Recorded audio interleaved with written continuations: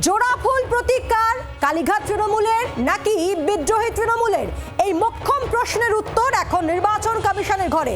তবে তার আগে আজ অর্থাৎ সোমবার বিকেল 5:30টার মধ্যে দুপক্ষের জবাব তলব করেছে কমিশন। দুপক্ষই নির্দিষ্ট সময়ের মধ্যে তাদের বক্তব্য কমিশনকে জানাবে।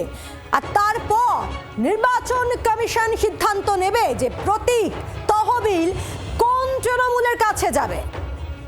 রাজীব চক্রবর্তী আমাদের সঙ্গে সরাসরি রয়েছেন, আমাদের প্রতিনিধি দিল্লি থেকে।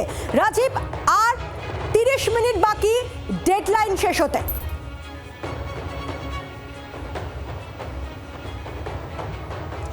দেখো, নির্বাচন কমিশনে আসার আগে তোমাকে জানিয়ে রাখি যে মমতা বন্দ্যোপাধ্যায়ের যে তৃণমূল বা মমতা বন্দ্যোপাধ্যায় তিনি নিজে, অভিষেক বন্দ্যোপাধ্যায়, মমতা বন্দ্যোপাধ্যায় এবং তার যে তৃণমূল, সেই তৃণমূল ইতিমধ্যেই বিধায়কদের হারিয়েছেন। একটা বড় অংশের বিধায়করা তাকে ছেড়ে চলে গিয়েছেন, সাংসদরা ইতিমধ্যে তাকে ছেড়ে চলে গিয়েছেন। এবার তাকে হারাতে হতে পারে দলের প্রতীক।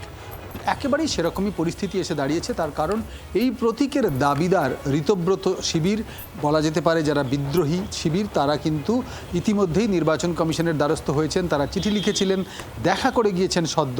আর তারপরেই নির্বাচন কমিশনের তরফ থেকে দুই পক্ষ, অর্থাৎ একদিকে কালীঘাট পক্ষ, যেমনটা আমরা বলছি মমতা বন্দ্যোপাধ্যায় পক্ষ, ঠিক উল্টো দিকেই ঋতব্রত বন্দ্যোপাধ্যায়ের পক্ষ, তাদেরও কিন্তু ডেকে পাঠানো হয়েছিল নির্বাচন কমিশনের তরফ থেকে। এবং সেই সময় যেমনটা তুমি বলছো আর প্রায় আধ ঘন্টা, এই আধ ঘন্টায় সেই সময় শেষ হবে।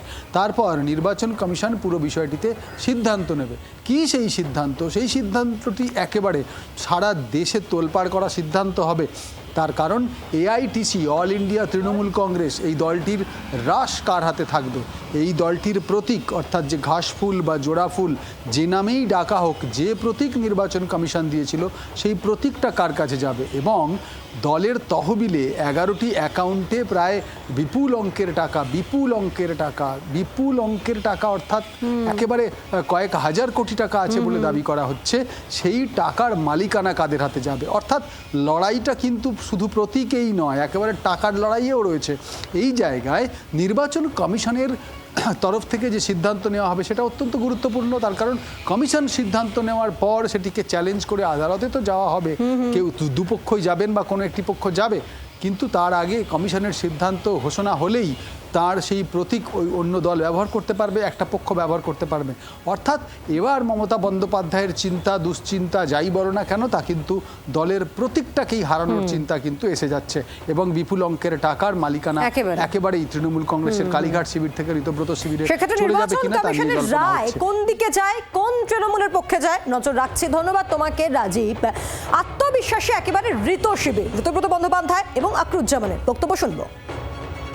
দিল্লি থেকে ইনফ্যাক্ট রওনা হওয়ার আগেই সন্ধ্যাবেলা ওই আনুমানিক 7:30 ওই রকম সময়, 7:20 নাগাদ আমাদের কাছে ইলেকশন কমিশন মেল করে জানান যে মানে আজকে আর কি 6 তারিখ বিকেল 5:30টার মধ্যে আমাদের কিছু বিষয়ে জানতে চান। তো আমরা ইতিমধ্যেই আমরা ইলেকশন কমিশনকে আমরা আমাদের পক্ষ থেকে আমাদের যা বক্তব্য, সেই বক্তব্য আমরা জানিয়ে দিয়েছি, আমরা পাঠিয়ে দিয়েছি। সেই তো সর্বভারতীয় তৃণমূল কংগ্রেস যারা দাবি করছিলেন, তারা কিন্তু তাদের আইডেন্টিটিটাকে তারা টিকে রাখতে পারেনি নির্বাচন কমিশনের ঘরে।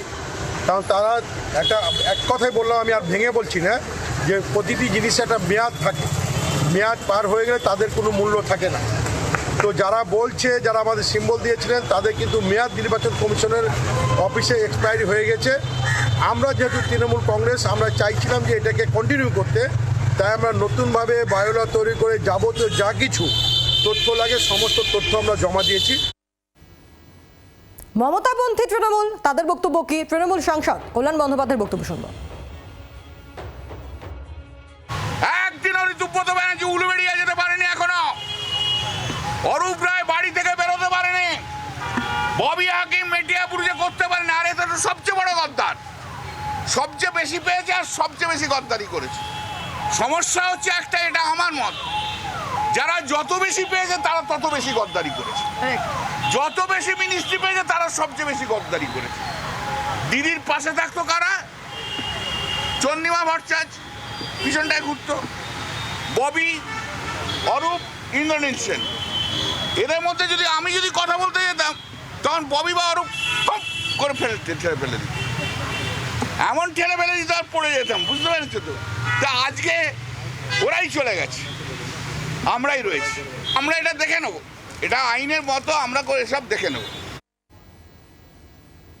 কে আসল কে নকল দড়ি টানাটানি চলছে এবং 5:30টায় ডেডলাইন শেষ। সেক্ষেত্রে কমিশন কার দিকে রায় দেয় সেদিকে নজর তো রাখছি। তবে তৃণমূলের এই ছন্নছাড়া অবস্থা তা নিয়ে কেন্দ্রীয় শিক্ষা প্রতিমন্ত্রী সুকান্ত মজুমদারের বক্তব্য শুনব। ডুবন্ত নৌকা পেছনে তলায় অনেক বড় ফুটো হয়ে গেছে। এবারে ফুটো নৌকো নেওয়ার জন্য এত মারামারি কেন আমি তো সেটাই বুঝতে পারছি না। যেই চড়বে চড় না বাবা, ডুববি তো আগামী দিনে নদীতে, যেই চড়বি সেই ডুববি। যেদিকেই রায় যাক না কেন দুপক্ষই সামনে খোলা থাকছে আইনের পথে যাওয়া। সেক্ষেত্রে আইনজীবীর বক্তব্য শুনব শীর্ষেন্দু সিংহ রায়ের।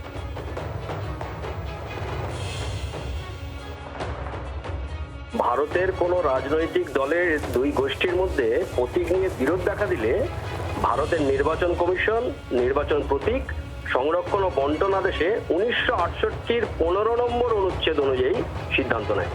সংখ্যাধিক্যের ভিত্তিতে যে গোষ্ঠী প্রকৃত দল হিসেবে প্রমাণিত হয় তারা প্রতীক এবং দলের নাম ব্যবহার অধিকার পায়।